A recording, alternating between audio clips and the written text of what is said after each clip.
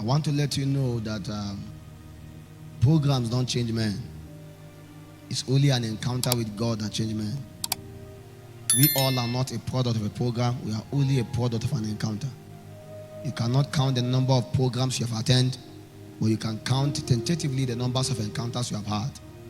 And I'm telling you the truth, you may not even need 1,000 encounters. You may only need one if you can utilize it. All the life of Saul was traceable to one encounter he had on his road to Damascus. That was enough to actually set him on pace to begin to advance with God. Your life is not as worse as it is, but one encounter redirects his life upon the right path. And of course, from thence, he needed hunger to advance beyond that. So he went to the wilderness of Arabia and continued to pursue the Lord. So there are many of us here that actually don't have an encounter. We trust God that before the end of this conference, God himself will reveal to you and let you understand that you cannot kick against the books. You cannot continually go in against his will for this Lord, because anything you do not in alignment with God, you are actually against the will of God. Anything you do not in alignment with God, you are partnering with the devil without even knowing. He may be innocent, but actually it's participation. And so whether you like it or not, that is rebellion, that is treason in line with kingdom operation. Because if you are not serving God, you are serving the devil by default. And that's why I've always said, if you are not where God wants you to be, you are actually exactly where the devil wants you to be. And the devil can only be able to execute his will and purpose and his counsel where he wants you to be. The same way, if God wants to actually use you, work with you, he will actually position you to a place where he can work with you. And so we must be able to have that understanding at every time to check our life to ensure we are in current alignment and perspective with God. And I also want you to know that God does not need everybody. Is that okay? He just needs a few. And that's why I want to really be conscious about this. That we will not say revival happen just when 1 million people gather. Sincerely speaking, it's not by that one. Because after the 1 million people gathering, you come back and evaluate their life. After 10 years, you now realize only 10 are standing in God. Only 20 are surviving. So what happened to the other people? The time came where by themselves, they feel out. And that's why your heart must be desperate, hungry, seeking and searching for God, and let nothing take away your wonder. Many of us had the passion before, and now we have lost it. Many of us had the zeal, the desire before, now we have lost it. Why? We came to a point where we neglected the very book from which we draw strength from. And that is the reason why we have been actually lost the strength and the grace. See, let me tell you, it's not given to a man to order his steps. It's not possible. Everyone live according to the enablement of a spirit. And whether you like it or not, it's either the Holy Spirit is leading you or another spirit is leading you. We are living in a world of men, but this world of men is ruled by spirit.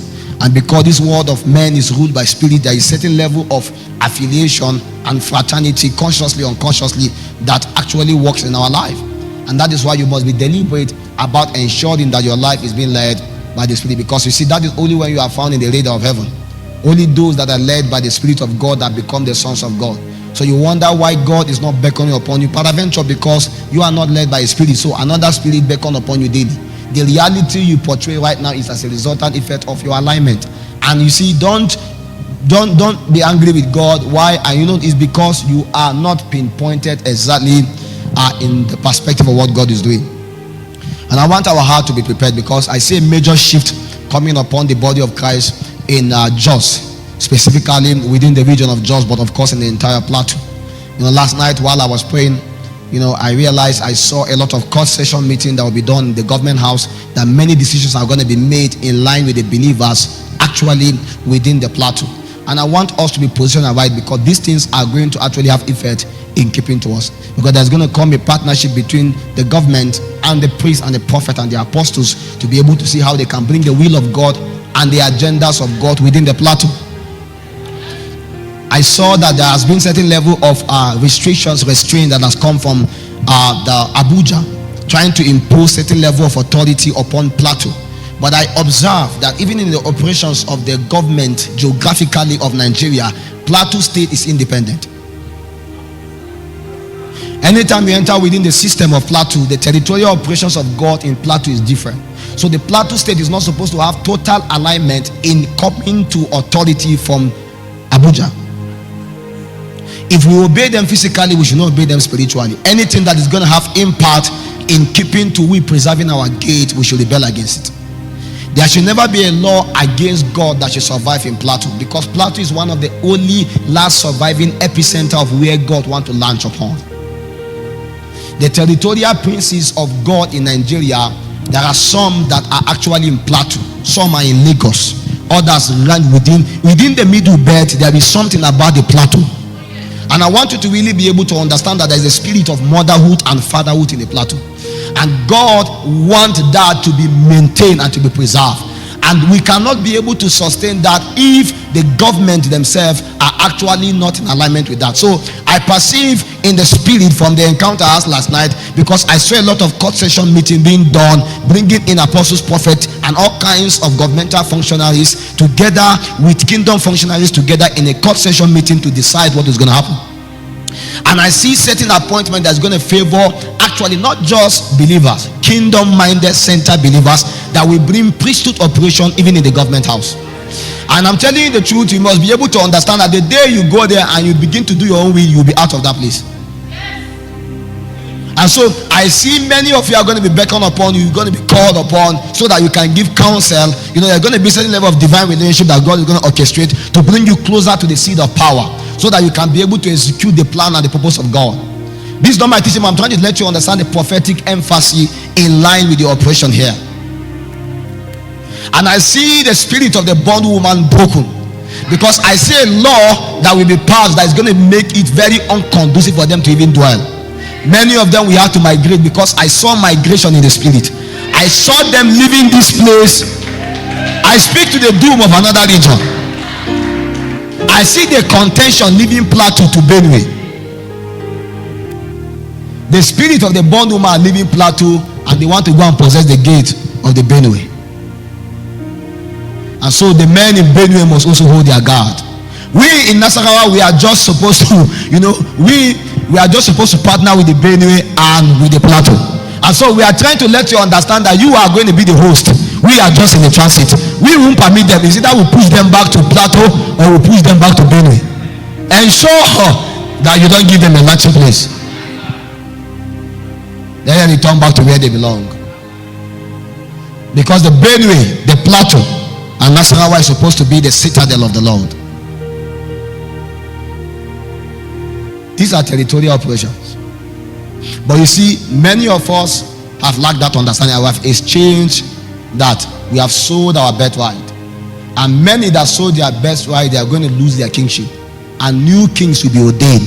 Many people will have to be enthroned. Others will be dethroned. This will happen suddenly. In line with the path of Ebenezer, I want to show you the system required for God to help you. God does not just help men just because he wants to help them. There are things the men do for them to help them, for him to help them. You have to position yourself aright so that he can be able to help you. In the book of Ecclesiastes 12 from 1, Ecclesiastes 12:1, the Bible says, remember now thy creator in the days of thy youth, while the evil days come not, nor the years draw near, when thou shalt say, I have no pleasure in them. Remember now thy creator in the days of thy youth, while the evil days come not, nor the years draw near, when thou shalt say, I have no pleasure in them. This was an utterance made by, of course, the man you refer to as the wisest man that lived upon the face of the earth. The story of the life of King Solomon is a story of so many possibilities. Wise, yet again you see foolishness. Foolishness, yet again you see wisdom. And somehow he was one of the person that actually saw all the extreme. And Ecclesiastes was more like an advice after he has explored all the possibilities of life. And so Solomon used himself as an experimental unit. I am a biochemist. While in my master's research, there is what is called experimental unit. So sometimes you can take an animal and train him. After a while, you have to pass him through all kinds of rigorous treatment. And later you have to sacrifice him and now begin to carry out some assay to find out what is the impact of what you have done. But the challenge is that the tail end, the animal you actually begin to treat will not end up becoming the same at the end. In fact, at the tail end, you have to sacrifice the animal. So the animal paid the price for the result you got, which was given to you as a degree. I get to my point now. Solomon decided that he become the experimental unit. So he would journey through diverse corridors and experiment all kinds of things. If Solomon want to know about how pain works, he will put himself under a process where he will encounter pain. And when he's done encountering pain, he will write about it. So all the writings of Solomon has certain level of emotions attached to the feelings of it. So if Solomon tell you don't look upon wine when it's red, it's because he has tested wine when the thing was glistening and when it's red, and it has had some impact upon him that make his decisions not right. So if Solomon tell you don't look upon another man's wife, it's because he has beckoned upon one. When he tell you stolen waters are sweet but the end is destruction, it's because he has tried to put hands upon what doesn't belong to him, and later on this how it became. So any counsel that Solomon give you is actually his experiment. I get my point. So when he tell you do not awake love before he pleaseth, because it's like an inferno that it will consume you. You get my point. He's trying to let you understand that there are things that you let them be like that. So Solomon kind of have a lot of experimentation, and later on he now say vanity is vanity. That in fact everything is vanity. But you enjoy this, why you say it's vanity? So later on he now realize that it is only the pursuit of God that matters in life. And you see the deception right now is that most time we feel that we can have a life outside of God. We feel we can organize ourselves outside of God. You have not actually begun to live until you begin to live in God. You have not actually begin to exist until the very day God encounter you. Because just because you are born on the earth does not mean that you appear in the radar in heaven. People are born daily, but the day you begin to appear in the radar is that day where you begin to see the pursuit of God as part of your all. And so the very moment when a man begins to advance with God, that is when he begins to live. Because when Nicodemus met Jesus, according to Jesus, he has not even been living. And so he was wondering, do I have to return back to my mother's womb? I mean, you are a doctor of the law. You have been existing for so long. You are part of those that are actually the fathers of the land. How comes you know nothing about what I'm speaking about? I thought you should be aware of what I'm saying. But it amazes Jesus that Nicodemus know nothing. And he said, if I'm speaking to you about earthly matters you can't perceive, then if I begin to speak about heavenly matters, what will become of your understanding? And now Nicodemus not understand that he need to be helped, because he came to a point where all his knowledge will have no value. Paul, which was Saul, studied under the best Gamaliel. If there was a better father in the Lord as of that time, Saul had one. But the best upon which he was taught was how to persecute the Christians. He left his life in pursuit of what was not God, and zealously he was doing that. And he never knew that his passion and his zeal has nothing to do with the kingdom of God. And after a while, the Lord encountered him. When the Lord encountered him, the Lord began to help him again. And everything he knew, it looks as though it was a lie. He has to be schooled again. And that is how our life is, sincerely speaking. Because many of us have not remembered the Lord at all. We live our life the way we want to live it. We live our life according to such a life. Thank you so much for that ministration. He spoke about Zoe.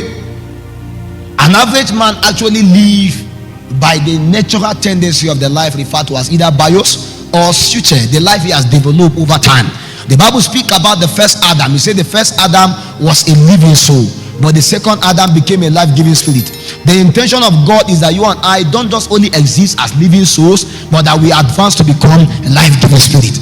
Because while Jesus Christ came upon the face of the earth, he introduced another economy, that communication ought to be spirit and life. And if communication has to be spirit and life, it then means that those that are communicating it must be givers of life and spirit. But mind you, a woman has the possibility by her womb to recreate another being. True. But she don't have the sole proprietorship for salvation. So it's possible for a woman that is born again on fire for God, give birth to a child, yet again the child will choose the devil. How? It's because life-giving spirit does not happen automatically in the womb. There is still have to be a level of association again. If Jesus Christ, I agree, filled with the Holy Ghost, why do God have to still be able to do his own help, his own supply again upon him? It's because mortality in itself is actually decadence and corruption. And because of the nature of the corruption of mortality, a man cannot be solemnly righteous from beginning to the end. It's not possible. Every day is a walking upon which you have to choose life and reject future as much as possible. Because there is every chance that as you begin to advance, there is a developmental life that begin to advance inside of you too. Your wisdom, your intellect begin to make you conform to the societal beliefs and patterns. And now you are wise. You enter Lagos. I want to behave like people in Lagos. Why? Because if you don't behave like that, you can't survive. What was informing that ideology was actually suture. Now you now begin to realize that this is how we exist here. You enter Jos and you're like, people in Jos, this is how they live like, and you too, you want to live like them. How comes many of our people that God have risen from the church, giving them sounds, had inspiration, went to Lagos, automatically begin to do partnership and combo with Davido and Lewine and Wizkid and the bunch? Immediately when they went, they now realized that there is another kind of life here if you must survive. And so there is an information that was given to them to develop another kind of life, an adaptive life, referred to as future. Let's behave like this now so that we can gain. They have no understanding of life-giving spirit. And because they have no understanding of life-giving spirit, they are deprived of kingdom realities. They don't know that their association with Davido should make him born again. They only allow him to actually convert them into his operation. You are the one that God marvelously helped you, lift you up. Now you approach the corridors of the gate of darkness and you say, come. How comes? It's because you neglected the books from which you drawn from.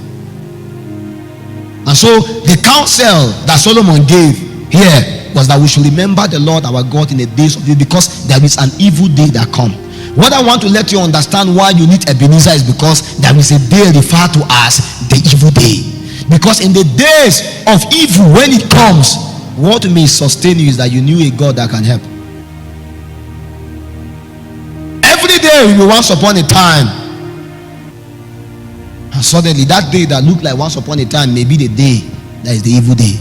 The day where all hell broke loose. The day where the gate of hell comes. All of us here, there was once upon a time we were in a situation where it looks as though we will not enter the next day. But we are here. How? Ebenezer. Because a time comes when all what you knew fail.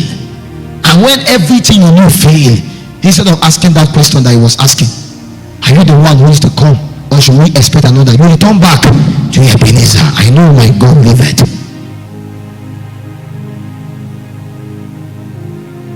Do you know what amazes me? Why you're reading that scripture, Apostle? John the Baptist was a man that prays. Am I permitted? You know, it's teaching session, right? Teaching, sometimes you have to. John the Baptist was a man that prays. In fact, the apostles of Jesus, many of them were disciples of John the Baptist. It's true. Many of the people that followed Jesus actually knew Jesus through John the Baptist, because John the Baptist was a forerunner. Is that okay? And because John the Baptist is a forerunner, there were many schools that he has actually passed down to them. What I mean by school, where there were so many teachings, there were so many understanding that he gave to these people, so they are aware of them. In fact, according to while Jesus was praying, the apostles asked him, he said, teach us to pray as John taught his disciples to pray. It then means that they were aware of the teaching module of John in keeping to prayer. And the first question we have to ask ourselves was that John the Baptist actually teach prayer. Because if he taught prayer, that means that they have entered into the reality of prayer sufficiently well. What do you think he was doing in the wilderness? It's not, you see, he baptized, but he also prayed. If he came in the order of Elijah, we knew what Elijah do. The testimony of Elijah was that from the books of his prayer, all kinds of things were happening. I told you, prophets of that time they didn't just attend prophetic school, they were bettered from the crucible of prayer.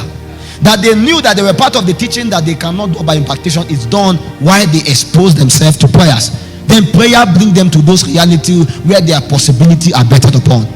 You cannot tell me you know who you are just because they pray and tell you an evangelist. When you begin to pray, you now realize it was a lie. It's not because you wanted them to not be right, but truly speaking, your true reality is only known in the place of prayer. And no man can tell you your calling. You don't believe me? Jesus will have to appear and tell you, this is what I have called you to be. And you see, you don't define a tribe in the spirit by its name, you define it by its operation. So the kind of operations that working in your life as you begin to journey with God define who you are. So in real sense, you don't choose it, it defines you, it chooses you.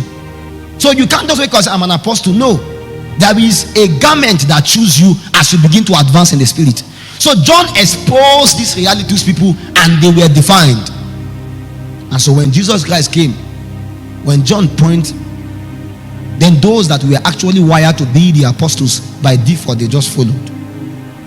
And by the time they begin to follow, he now begin to do further teachings and schooling and equipping upon them. But what wondered them was that they were with Jesus, and yet again they could not pray.